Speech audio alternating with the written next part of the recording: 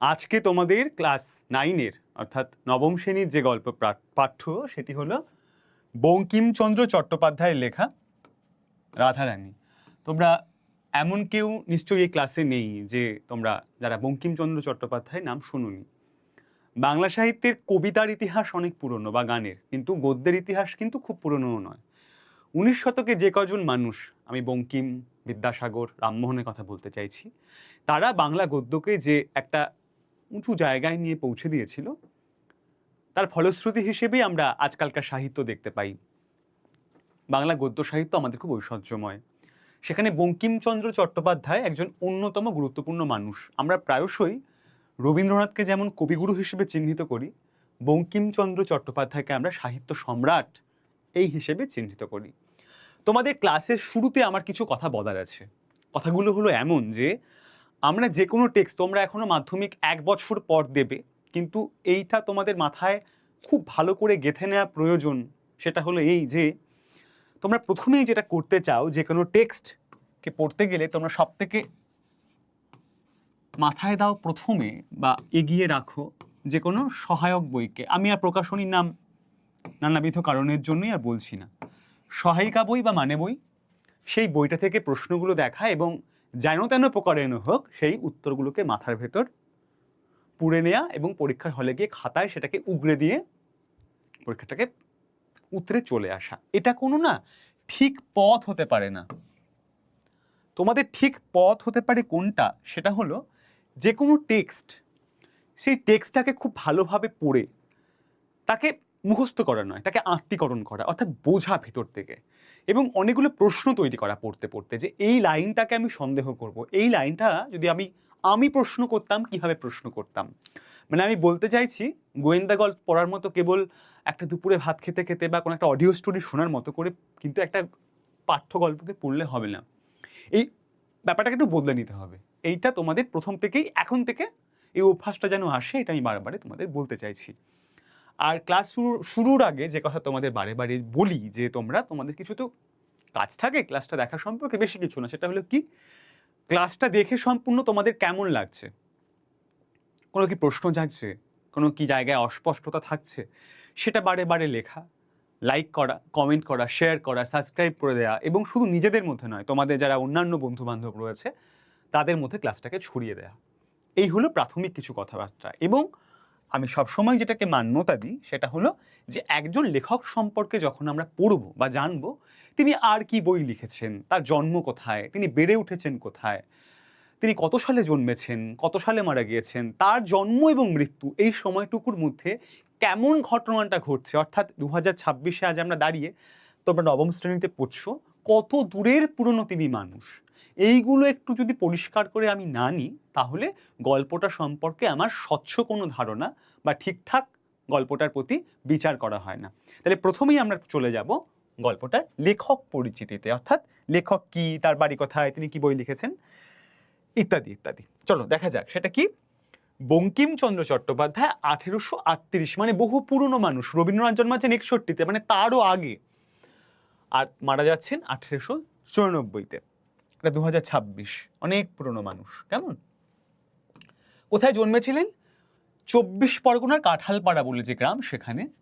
তিনি একজন অন্যতম ঔপন্যাসিক, এছাড়া কলকাতা বিশ্ববিদ্যালয়ের প্রথম গ্রাজুয়েট, এটা মাথায় রাখতে হবে, এবং ভারতীয় জাতীয়তাবাদের অন্যতম পুরোধা তিনি। এই যে আমরা বারে বারে শুনেছি বন্দে মাতরম গানের কথা, যা আমাদের পরাধীন ভারতবর্ষের বহু বিপ্লবীকে, বহু দেশপ্রেমী মানুষকে প্রায় জীবন নিয়ে ওই স্বাধীনতার যজ্ঞে ঝাঁপিয়ে পড়তে যাদের পিছু পা হয়নি, যে গান, যে লেখা তাদের উজ্জীবিত করেছিল, তাদের মধ্যে বন্দে মাতরম অন্যতম। জীবনের সংবাদ প্রভাকরের পাতায় তাঁর প্রথম কবিতা প্রকাশিত হলেও তার প্রথম যে লেখা সেটা ইংরেজিতে বেরিয়েছিল রাজমোহনস ওয়াইফ নামে। তার রচিত যে উপন্যাস দুর্গেশ নন্দিনী, বাংলা উপন্যাস ভাষা সাহিত্যের একটা মাইল ফলক, মানে এখনো দুর্গেশ নন্দিনী নাম করা হয়। এছাড়া কয়েকটা বইয়ের নাম তোমরা মনে রাখবে, একটু নোট করো, কারণ তোমাদের, আমি তো বারে বারে বলি, এখন পড়াচ্ছি, টেক্সটটা তোমাদের চোখের সামনে কিন্তু রাখতে হবে। সেগুলো কি বই? কপালকুণ্ডলা, মৃণালিনী, এইসব উপন্যাস। আরও কিছু বই আছে, বিষবৃক্ষ, চন্দ্রশেখর, রজনী, কৃষ্ণকান্তের উইল। এবং তিনি একটি পত্রিকা সম্পাদনা করতেন এবং তার সঙ্গে জড়িয়ে থাকতেন। সেটা কি পত্রিকা? বঙ্গদর্শন।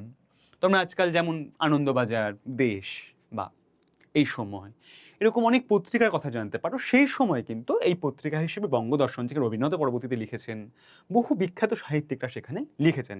শুধু একটা লেখকের কি হয় যে একজন কবি তিনি কবিতায় লিখে গেছেন, বা একজন মানুষ তিনি কেবল গান রচনা করেছেন, কেউ শুধু উপন্যাস লিখেছেন। কিন্তু বঙ্কিমচন্দ্রের ব্যাপারটা কিন্তু একেবারে অন্যরকম ছিল।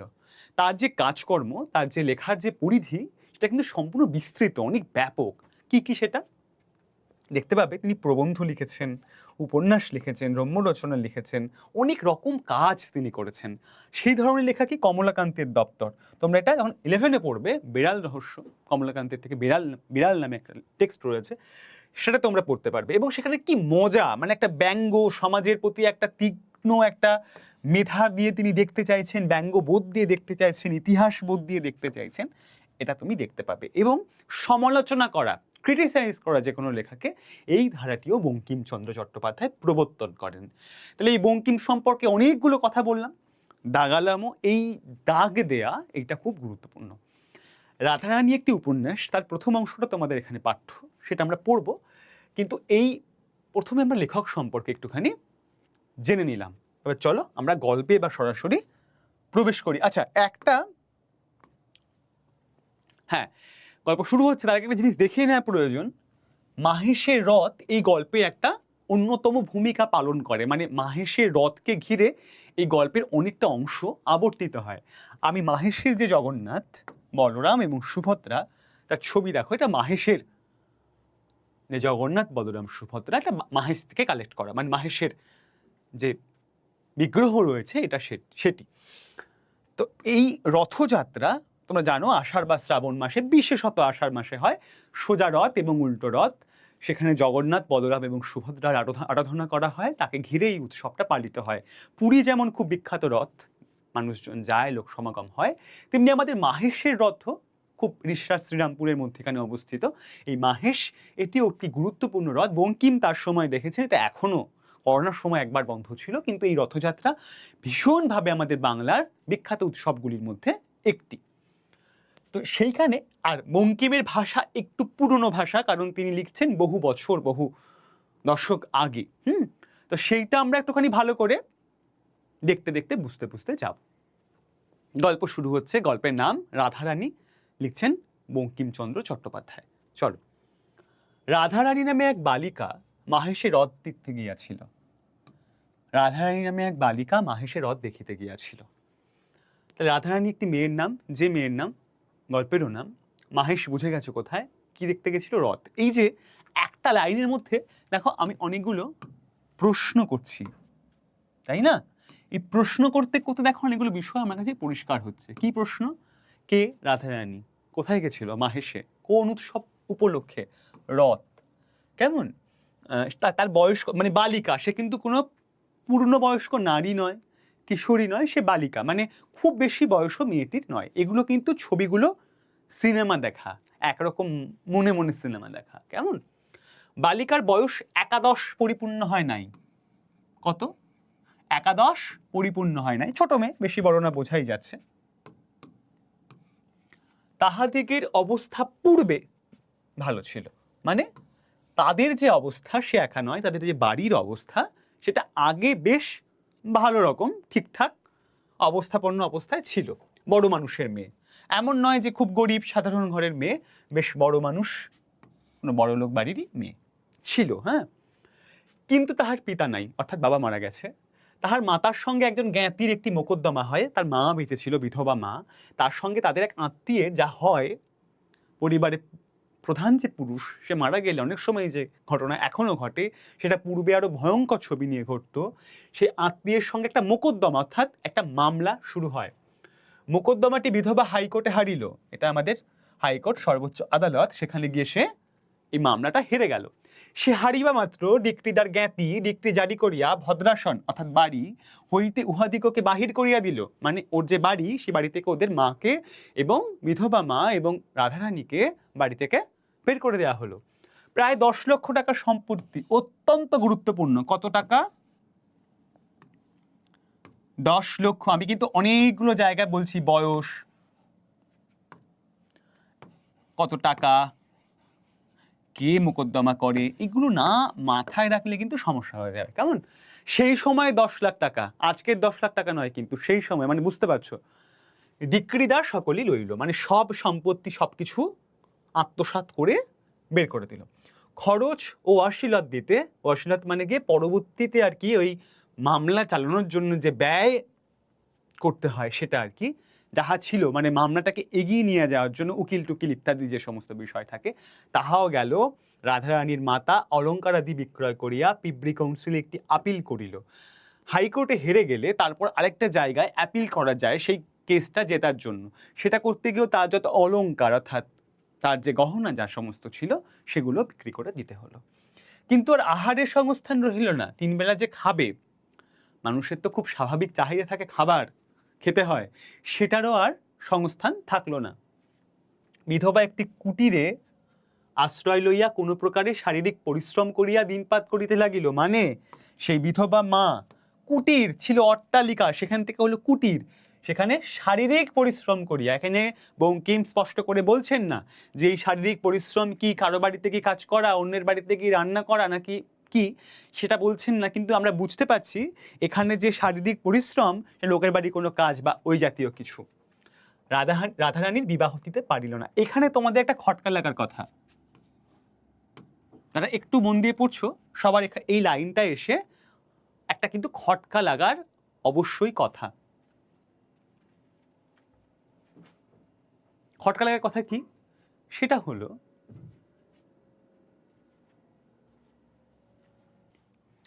তোমরা যারা এই লাইনটা দেখছো যে রাধারানীর বিবাহ দিতে পারিল না, আচ্ছা আমরা একটু পরের পেজটা দেখিনি, কেমন? দেখো, বালিকার বয়স 11 পরিপূর্ণ হয় না, একটি বাচ্চা মেয়ে, মানে একটি বোনের মতো, মানে অল্প, মানে সে এখনো কিশোরীও হয়নি, বালিকা, মানে তার এখন তার খেলবার বয়স। মনে রাখতে হবে, আমি তোমাদের এই জন্য বঙ্কিমের জীবন, বঙ্কিমের চারপাশ ঘুরিয়ে আনলাম, কারণ হলো এই সময়ে একদম গৌরীদান বলতো, মানে 9, 10, 11-র মধ্যে বিয়ে না দিলে বলা হতো মেয়েদের বয়স হয়ে গেছে। এবং বিয়ে কাদের সঙ্গে দেয়া হতো? একটা অত্যন্ত বয়স্ক একজন মানুষ, তাকে কুলীন বিবাহের প্রথা একটা ছিল, যে তিনি প্রায় এক জীবনে 70টার মতো বিয়ে করতেন। তার একটি স্ত্রীকে হয়তো জীবনে একবার দেখতেন। তিনি ওই ঘোড়ায় চেপে বা ঘোড়ায় চেপে যেতেন, বাড়ির দৌড়ে দাঁড়াতেন, টাকা পয়সা নিয়ে আবার চলে যেতেন। তো ওই 11-12 বছরের মেয়ে খবর পেলে বুড়ো মারা গেছে যার সাথে বিয়ে হয়েছে, একটা কি হতো, ওই বুড়োর সাথে সাথে কোনো কোনো বাচ্চাদেরকে বা বয়স্কদের চলে যেতে হতো সহমরণে, মানে একটা মৃত মানুষের দাউ দাউ করে জ্বলে ওঠা চিতার সঙ্গে একটি জ্যান্ত বাচ্চাকে পুড়িয়ে মারা হতো। এটা গেল একটা জিনিস। দ্বিতীয় জিনিস কি, যারা মারা গেল না, সহমরণে গেল না, সে সমস্ত ছোট্ট ছোট্ট বাচ্চা মেয়েদের দল, তারা ওই বয়স থেকে থান কাপড় পরতো, ওই বয়স থেকে প্রতিদিন তাকে একাদশী ব্রত পালন করতে হতো, ওই বয়স থেকে তাদের জীবনে আমিষ খাওয়া বা ভালো মন্দ খাওয়ার স্বাদ চিরদিনের জন্য ঘুচে যেত। পড়াশোনা তো অনেক দূরের কথা। এই জন্য তোমরা অনেক ছেলে এবং মেয়ে উভয়রাই এই ক্লাস দেখছো, করজোরে কোনো মানুষদের কাছে যদি প্রাতঃস্মরণীয় বলে একটি কথা আছে, সকালবেলা প্রণাম করতে হবে, মনে করতে হয়, সেরকম মানুষ কিন্তু রাজা রামমোহন রায়, সেরকম মানুষ কিন্তু ঈশ্বরচন্দ্র বিদ্যাসাগর, সেরকম মানুষ কিন্তু বঙ্কিমচন্দ্র চট্টোপাধ্যায়। এরা মানে তাদের সর্বস্ব দিয়ে জীবন উৎসর্গ করে কিন্তু এই কাজগুলো করেছেন, মাথায় রাখতে হবে। ঠিক আছে, চলো তাহলে। মায়ের খুব চিন্তা হচ্ছে যে মেয়ের এত বছর বয়স হয়ে গেল, কিন্তু কেন এখনো বিয়ে দেয়া যাচ্ছে না। কিন্তু দুর্ভাগ্যক্রমে রথের পূর্বে, ব্যাপারটা ভালো করে বোঝো, মানে মরার উপর খাড়ার ঘা বলে একটি কথা আছে, একে মানুষ মারা গেছে তার উপরে আবার খাড়ার ঘা পড়েছে, সেরকম একটা জিনিস। রথের পূর্বে, মানে রথের আগে আগে রাধারানীর মা ঘোরতর পীড়িতা হইল, মা অসুস্থ হয়ে পড়ল, বিধবা মা। যে কায়িক পরিশ্রমে দিনপাত হইতো তাহা বন্ধ হইল, মানে যে রোজগারটা হচ্ছিল অন্য জায়গায় কাজ করে মায়ের, সেই রোজগারটাও থেমে গেল, কারণ মা অসুস্থ। সুতরাং আর আহার চলে না, খাবে যে স্বাভাবিক যে খাবার যে প্রয়োজন, সে খাবারটা আর চলছে না। মাতা রুগ্না, মানে রুগ্ন, অসুস্থ, রুগ্না। এজন্য কাজে কাজেই তাহার উপবাস, একদম খালি পেটে উপবাস। রাধারানী জুটিল না বলিয়া উপবাস। ভালো করে বোঝো, মা অসুস্থ, কাজে যেতে পারছে না, এই জন্য মা অসুস্থ হিসেবে উপবাস। রাধারানী খাবার পাচ্ছে না বলে উপবাস। রথের দিন তাহার মা একটু বিশেষ হইল, মানে সামান্য একটু ভালো বোধ করলো, পথ্যের প্রয়োজন হইলো। পথ্য কি?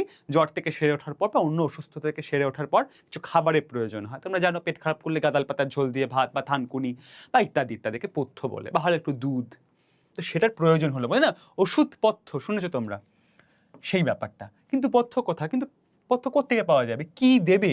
কোত্থেকে পাওয়া যাবে? কিছু পাওয়া যাচ্ছে না, টাকা পয়সা নেই। রাধারানী কাঁদিতে কাঁদিতে কতগুলি বনফুল তুলিয়া তাহার মালা গাঁথিল। বন থেকে রাধারানী কতগুলো বনের ফুল তুলে নিয়ে এসে, সে কি পারে আর করতে, ওইটুকু বাচ্চা মেয়ে, বোঝো, অনুভব দিয়ে বোঝো, কিন্তু তখন বসে বসে মালা গাঁথল। গেথে কি করলো? মনে করিল যে এই মালা রথের হাটে বিক্রয় করিয়া 2-1 পয়সা পাইব। টাকাটা বোঝো, 2-1 পয়সা, 10 লক্ষ টাকার সম্পত্তি চলে গেছে। এটা না বুঝলে কিন্তু ওর মনের অবস্থা বোঝা যাবে না। একটা চরিত্রকে যদি আমি দূর থেকে গল্পে দেখি, সে দেখার কোনো প্রয়োজন নেই, মানে বই মুখস্থ করলেই হয়ে যাবে। ও মানে ওভাবে সাহিত্য পড়ার কোনো প্রয়োজন নেই। সাহিত্য পড়তে গেলে তোমাকে অনেক সংবেদনশীল হয়ে, অনেক দরদি হয়ে, ওই মেয়েটার জায়গাটা, তোমার যে অবস্থান সেটাকে ভুলে গিয়ে ওর জায়গায় পৌঁছে অনুভব করতে হবে, না হলে সাহিত্য পড়ার কোনো অর্থই হয় না। এটা অঙ্ক নয়। তাহাতেই মার পড়তে হবে। ওইটুকু বাচ্চা মেয়ে ভাবলো যে বনের ফুল তুলে নিয়ে এসে মালা গেঁথে রথের মালায় বিক্রি করে সেই পয়সায় আমি মায়ের খাবারের সংস্থান করব, অসুস্থ মায়ের, বিধবা মায়ের, সম্পত্তি হারানো মায়ের। কিন্তু রথের টান অর্ধেক হইতে না হইতেই বড় বৃষ্টি আরম্ভ হলো। খুব স্বাভাবিক, রথে সে মানুষ দড়ি ধরে টানে সবাই, সে হতে না হতে বৃষ্টি নামলো। কেন? আষাঢ় মাসে সাধারণত বৃষ্টি হয়। বৃষ্টি দেখিয়া লোক সকল ভাঙিয়া গেল। সবাই ভাঙিয়া গেল মানে চলে গেল, ইতস্তত ছড়িয়ে সবাই মেলা থেকে চলে গেল। মালা কেহ কিনিল না। রাধারানীর যে মালা, সেই মালা কেউ কিনল না। রাধারানী মনে করিল যে আমি একটু না হয় ভিজিলাম, বৃষ্টি থামিলেই আবার লোক জমিবে। ঠিক আছে, আমি একটু ভিজছি দাঁড়িয়ে, ঠিক আছে, কিন্তু একটু দাঁড়িয়ে থাকি, মার তো পথ্য হবে আমি গেলে, একটু থিতি আসুক বৃষ্টিটা, তাহলে আবার লোকজন এসে জড়ো হবে, আমার মালা বিক্রি হবে। কিন্তু বৃষ্টি আর থামিল না, লোক আর জমিল না। সন্ধ্যা হইল, রাত্রি হইল, বড় অন্ধকার হইল। অগত্যা রাধারানী কাঁদিতে কাঁদিতে ফিরিল। মনে রাখতে হবে ইলেকট্রিসিটি নেই তখন, কিন্তু এমনকি দেশটাই ওর তখন আবিষ্কার হয়নি। তাহলে ওই অন্ধকারের মধ্যে কাঁদতে কাঁদতে রাধারানী ফিরে এলো। অন্ধকার পথ, কর্দমময়, কাদামাখা রাস্তা, পিছল রাস্তা, চারিদিকে কিছুই দেখা যায় না। অন্ধকার তো, ইলেকট্রিসিটি নেই সেই সময়। তাহাতে মুষলধারে শ্রাবণের ধারা বর্ষিতেছিল। ঝমঝম ঝমঝম করে শ্রাবণ মাসের অন্ধকার রাতে বৃষ্টি পড়ছিল। মেয়েটার বয়স কিন্তু 11 বছর, ছোট্ট মেয়ে। মাতার অন্নাভাব মনে করিয়া তদাপেক্ষা রাধারানীর চক্ষু বাড়ি বর্ষণ করিতেছিল। এমনি তো ভয় পেয়ে কাঁদছেই, তার থেকেও বেশি তার চক্ষু মানে চোখ, বাড়ি বর্ষণ মানে জল ঝরা, অন্নাভাব মানে অন্নের অভাব, অর্থাৎ ভাতের অভাব। মা যে খেতে পাবে না এইটা ভেবে তার চোখে আরো বেশি করে জল ঝরছে, এবং বৃষ্টির জল, রাধারানীর চোখের জল একসাথে মিশে গিয়ে বর্ষিত হচ্ছে। রাধারানী কাঁদিতে কাঁদিতে আছাড় খাইতেছিল, দুমদাম পড়ে যাচ্ছে উল্টে, দেখতে পাচ্ছে না পিছলে ওইটুকু বাচ্চা মেয়ে, তোমাদের থেকেও ছোট, কাঁদিতে কাঁদিতে উঠিতেছিল, আবার কাঁদিতে কাঁদিতে আছাড় খাইতেছিল। 2 গণ্ড বিলম্বী ঘন কৃষ্ণ অলকা বলি বাহিয়া, কবরী বাইয়া বৃষ্টি জল পড়িয়া ভাসিয়া যাইতেছিল। তার গালের চারপাশ, সেই যে এখানে চুলের চারপাশ, সেই গলা বুক সব বৃষ্টিতে আস্তে আস্তে ভিজে যাচ্ছে আর কি।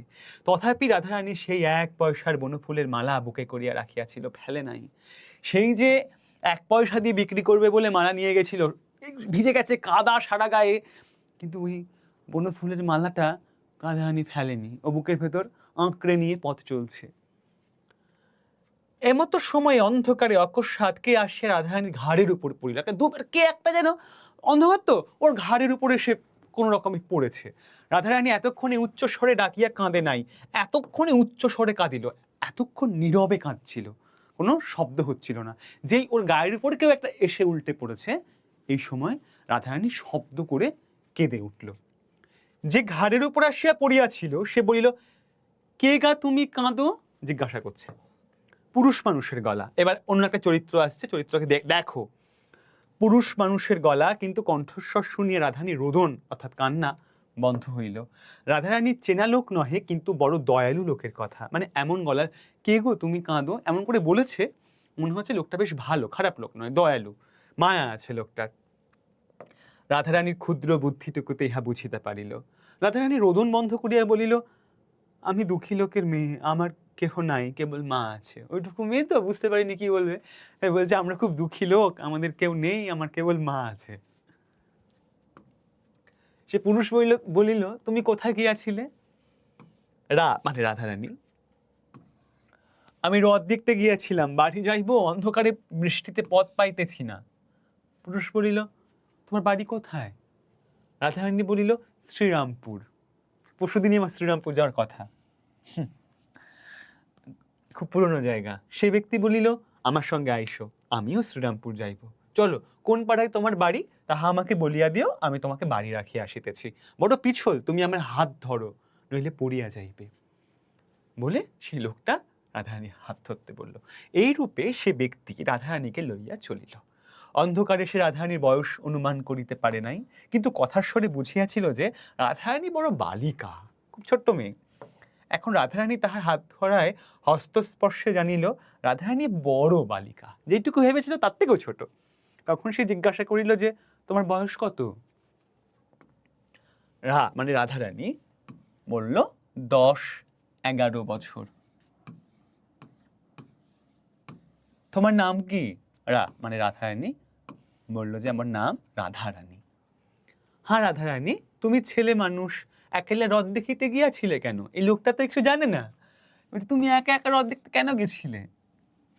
তখন সে কথায় কথায় মিষ্ট মিষ্ট কথাগুলি বলিয়া সেই 1 পয়সার বনফুলের মালার সকল কথাই বাহির করিয়া লইল। ছেলে বয়স্ক তো অভিজ্ঞতায় ও বোঝে। ও তখন কথা বলে পুরো বিষয়টা জানতে পারলো, যে ওদের বাড়ির পরিবারের কি অবস্থা, ওর কি অবস্থা, কেন মালা নিয়ে যাওয়া, এই সমস্ত ব্যাপারটা আস্তে আস্তে পরিষ্কার হলো। শুনিল যে মাতার পথ্যের জন্য বালিকা এই মালা গাঁথিয়া রথ হাটে বেচিতে গিয়াছিল। রথ দেখিতে যায় নাই, সে মালাও বিক্রি হয় নাই। এক্ষণে বালিকা হৃদয় মধ্যে লুক্কায়িত আছে। এই যে কি অপূর্ব, এই যে বাক্য, আমরা তো বঙ্কিম শুনে অনেকে ঘাবড়ে যাই। ছোটবেলায় তোমাদের মতো বয়সী বঙ্কিম বললে ওরে বাপরে, আমি দূরে থাকতাম। কিন্তু এই যে বাক্য গঠন দেখো, সে মালাও বিক্রয় হয় নাই, এক্ষণেও মানে এখনো বালিকার হৃদয় মধ্যে লুক্কায়িত আছে। মানে সেই মালা আমাদের রাধারানীর, বালিকার হৃদয়ের মধ্যে লুকোনো আছে। বললো না যে হাতের মধ্যে, পকেটের মধ্যে, শাড়ির আঁচলে, কোথাও বললো, হৃদয়ের মধ্যে লুক্কায়িত আছে। মায়ের পথ্যের জন্য আনা মালা কিন্তু সাহিত্যকে এইভাবে পড়তে হয়, সংবেদন দিয়ে। বাক্যর বিন্যাস দেখো, বালিকা হৃদয়ের মধ্যে, মানে বললেও মনে হয় যে ভিতরটা, আমার জীব, আমার বাকযন্ত্র, আমার শরীর, আমার মন সবকিছু শুদ্ধ হয়ে যাচ্ছে না? কি কি সুন্দর এই বাক্যের গম্ভীর নিনাদ, কেমন একটা মনে হয় চারিদিকে সিম্ফনি বাজছে, যে এক্ষণেও বালিকার হৃদয়ের মধ্যে লুক্কায়িত আছে, তাই না? পকেটের মধ্যে আছে, শাড়ির মধ্যে আছে, এইভাবে নয় কিন্তু, এক্ষণেও বালিকার হৃদয়ের মধ্যে লুক্কায়িত আছে। মনে হচ্ছে সরস্বতী পুজোর দিন আমরা পুষ্পাঞ্জলি দিচ্ছি, এমন সৌন্দর্য। তখন সে বলিল, মানে লোকটি বলছে, কি বলছে বুঝতেই পারছো কি বলছে, দেখো, আমি এক ছড়া মালা খুঁজিতেছিলাম, আমাদের বাড়িতে ঠাকুর আছেন, তাহাকে পড়াইব, রথের হাট শীঘ্র ভাঙিয়া গেল, আমি তাই মালা কিনিতে পারি নাই, তুমি মালা বেচো তো আমি কিনি। লোকটা বলছে যে তুমি মালা যদি বিক্রি করো তাহলে আমি কিনবো, আমি তো মালাই খুঁজছিলাম। এইবার এই খোঁজাটা যে কতটা খোঁজা বা না খোঁজা, তোমরা বড় হয়েছো, নিজেরা বিচার করবে। সব তো আমি ধরিয়ে দেবো না। আমার একজন মাস্টারমশাইয়ের কাজ থাকে পুরো পথটা হাঁটিয়ে দেওয়া নয়, দেখিয়ে দেওয়া পথ, তারপর নিজের মতো করে হাঁটা। এটা বলবে আমাকে কমেন্টে জায়গাটা। সত্যিই কি সে মালা কিনতে চাইছে, নাকি অন্য কোনো মানসিক অনুভূতি? রাধারানীর আনন্দ হইল, বাবা মালা বিক্রি হবে, খুব আনন্দ হয়েছে রাধারানীর। পাশাপাশি একটা অনুভূতি হয়েছে, কি অনুভূতি? কিন্তু মনে ভাবিল যে আমাকে যে এত যত্ন করিয়া হাত ধরিয়া এই অন্ধকারে বাড়ি লইয়া যাইতেছে, তার কাছে দাম লইব কি প্রকারে?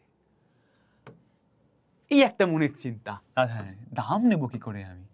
আরেকটা চিন্তা কি, তা নইলে আমার মা খেতে পাবে না, মালা বিক্রি না করলে তো আমার খেতে পাবে না, তা নেই, তার দাম নেই।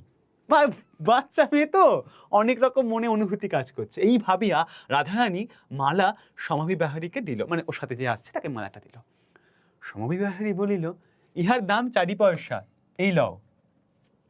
4 পয়সা দাম বলে 4 পয়সা বলে দিল। সমাবিবাহারী এই বলিয়া মূল্য দিল। রাধারানী বলিল, এ কি পয়সা, এই যে বড় বড় ঠেকছে। মানে মনে হচ্ছে না, এই তো 4 পয়সা বেশি দিয়েছে, বড় বড় টাকাটা লাগছে না, টাকাতে নয়।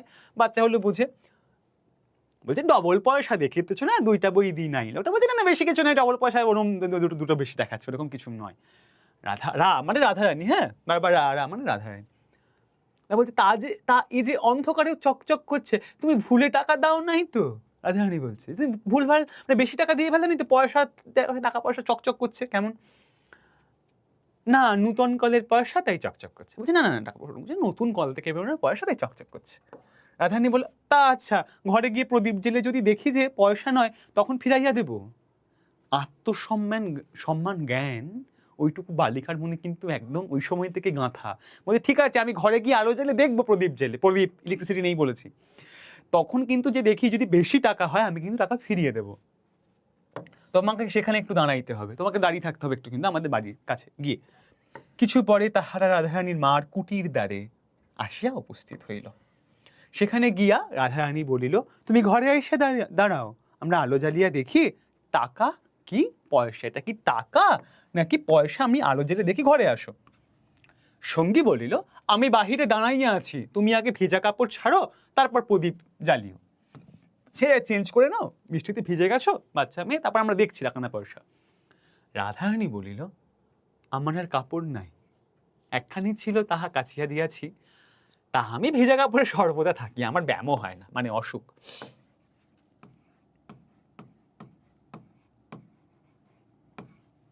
আঁচলটা নিংড়ে পড়িব এখন, তুমি দাঁড়াও, আমি আরো জানি, মানে ভেজা কাপড় তো একটা কেচে দিয়ে গেছে, শুকোয়নি, আর এই কাপড়টা ছাড়া আর কোনো কাপড় নেই। ওইটা আমি ভিজে কাপড়েই থাকি, এরকম করে মেলে দিয়ে আঁচলটাকে ছিপড়ে নিয়ে কাঁধে রাখি, হাওয়া বাতাসে শুকিয়ে যায়, আমার অসুখ টসুখ করে না। তুমি দাঁড়াও, আমি আলো জ্বালি।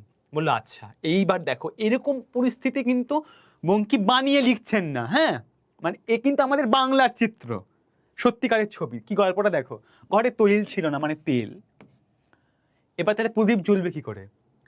সুতরাং চালের ঘর পাড়িয়া, চাল তো খড় দিয়ে ছাওয়া, চালের খড় পাড়িয়া চকমকি ঠুকিয়া, সে পাথর চকমকি ঠুকে আগুন জ্বালতে, দেশলাইও তখন নেই, চালের খড় পেরিয়ে এনে আগুন জ্বালতে হচ্ছে। আগুন জ্বালিতে হইল, আগুন জ্বালিতে কাজে কাজে একটু বিলম্ব হইল। আলো জ্বালিয়া রাধারানী দেখিল, টাকা বটে, পয়সা নহে, টাকা দিয়েছে, পয়সা নয়। তখন রাধারানী বাহিরে আসিয়া তল্লাশ করিয়া, মানে খুঁজে দেখিল যে টাকা দিয়াছে সে নাই, চলিয়া গিয়াছে। টাকা যে দিয়েছে যে লোকটি, ওর সাথে এলো ওকে এগিয়ে দিতে, সেই লোকটি আর নেই, লোকটা চলে গেছে। রাধারানী তখন বিষণ্ণ বদনে সকল কথা তাহার মাকে বলিয়া মুখ পানে চাহিয়া রহিল। সকাতরে বলিল, মা এখন কি হবে? মা বলিল, কি হবে বাছা, সে কি আর না জেনে টাকা দিয়েছে? সে দাতা, আমাদের দুঃখ শুনিয়া দান করিয়াছে, আমরাও ভিখারি হইয়াছি, দান গ্রহণ করিয়া খরচ করি। তাহারা এই মা এবং রাধারানী এইরূপ কথাবার্তা কহিতেছিল। এমন সময়ে কে আসিয়া তাহাদের কুটিরের আগর ঠেলিয়া বড় শোরগোল উপস্থিত করিল। দরজা খুলে একটা লোক প্রবেশ করেছে। রাধারানী দ্বার খুলিয়া দিল, মনে করিয়াছিল যে সেই তিনি যিনি টাকা দিয়েছেন, সেই তিনিই বুঝি আবার ফিরিয়া আসিয়াছেন। পোড়া কপাল, তিনি কেন, পোড়ার মুখ কাপুরে মিনছে, এটা একটু পরিষ্কার করতে হবে, কাপুরে মিনছে ব্যাপারটা। দেখো, রাধারানীর মার কুটিরে বাজারের অনতি দূরে, মানে ওদের যে বাড়ি সেটা বাজার থেকে খুব দূরে নয়, তাহাদের কুটিরের নিকটেই পদ্মলোচন সাহা, নামটা নোট করো, কাপড়ের দোকান। এই পদ্মলোচন এসেছে কাপড় বিক্রি করে, তাই বলছে কাপুরে মিনছে। পদ্মলোচন খোদ পোড়ার মুখ কাপুরে মিনছে। একজোড়া নূতন কুঞ্জদার শান্তিপুরে কাপড় হাতে, কোন শাড়ি?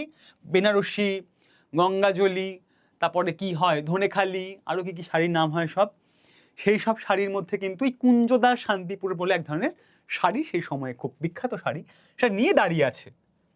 এখন দ্বার খোলা পাইয়া তাহা রাধারানীকে দিল, বলিল, রাধারানীর এই কাপড়।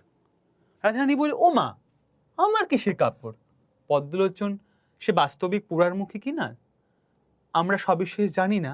রাধারানী কথা শুনিয়া কিছুটা বিস্মিত হইল, বলিল, কেন? এই যে এক বাবু এখনই আমাকে নগদ দাম দিয়া বলিয়া গেল যে এই কাপড় এখনই রাধারানীকে দিয়ে আসো। রাধারানী তখন বলিল, ও মা, সেই গো সেই, তিনিই কাপড় কিনে পাঠিয়ে দিয়েছেন। হ্যাঁ গা পদ্মলোচন। রাধারানীর পিতার সময় হইতে, মানে যখন রাধারানী বাবা বেঁচে ছিল, সেই থেকে ইহাদের কাছে এই পদ্মলোচন সুপরিচিত। কেন? তখন টাকা পয়সা ছিল অনেক। অনেকবারই ইহাদিগের নিকট যখন সুদিন ছিল, তখন 4 টাকার কাপড়ে শপথ করিয়া 8 টাকা 12.5 আনা আরও 2 আনা মুনাফা লইতেন। এই লোকটা করে ভালো লোক নয় পদ্মলোচন। যখন ওদের টাকা পয়সা ছিল, যে শাড়ির দাম তার থেকে আরও বেশি টাকা দাম নিয়ে, মানে দাম হতো 4 টাকা, ওরা 8 টাকা 12.5 আনা আবার 2 টাকা মুনাফা নিয়ে এদেরকে বিক্রি করতো। তাই জন্য বলছে কাপুরে মিনিষে। হ্যাঁ পদ্মলোচন, বললি সেই বাবুটাকে চেনো? ওরা জিজ্ঞাসা করছে, যে তোমাকে টাকা দিয়ে বলে গেল কাপড় দিয়ে আসতে, তাকে তুমি চেনো? পদ্মলোচন বলিল, তোমরা চেনো না? রাধারানী বলিল, না। মানে পদ্মলোচন বলিল, আমি বলি তোমাদের কুটুম্ব আমি চিনি না। বলছে, আমি ভাবলাম তোমাদের আত্মীয় কেউ হয়, তাই কাপড় কিনতে গিয়েছিলাম, আমি তো চিনি না কে সেটা।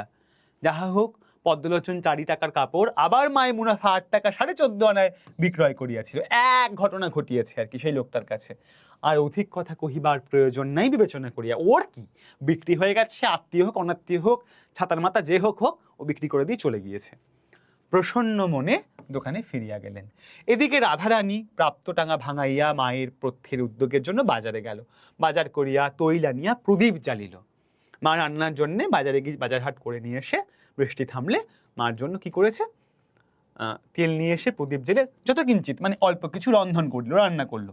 স্থান পরিষ্কার করিয়া মাকে অন্ন দেবে, এবার খেতে দেবে ভাত, এই অভিপ্রায়ে ইচ্ছেতে ঘর ঝাঁটাইতে লাগিল। ঝাড় দিচ্ছে। ঝাঁটাইতে একখানা কাগজ কুড়াইয়া পাইল, হাতে কুড়িয়া তুলিল। এ কি মা? মা দেখিয়া বলিল, একখানা নোট। রাধারানী বলিল, তবে তিনি ফেলিয়া গিয়াছেন? মা বলিলেন, হ্যাঁ, তোমাকে দিয়া গিয়াছেন, দেখো তোমার নাম লেখা আছে। রাধারানী বড় ঘরের মেয়ে, একটু অক্ষর পরিচয় ছিল, অল্প পড়াশুনো করেছিল। সে পড়িয়া দেখিল তাই বটে, লেখা আছে। রাধারানী বলিল, হ্যাঁ মা, এমন লোক কে মা? মা বলিলেন, তাহার নামও লেখা আছে বটে, পাছে তুমি যদি এটা নিয়ে যাও, লোকে যদি চোরা নোট বলে বা চুরি করা বলে, এই জন্য নাম লিখিয়া দিয়া গিয়াছে। তাহার নাম রুক্মিণী কুমার রায়। এই আমরা লোকটার নাম এতক্ষণ পর জানতে পারলাম, রুক্মিণী কুমার রায়।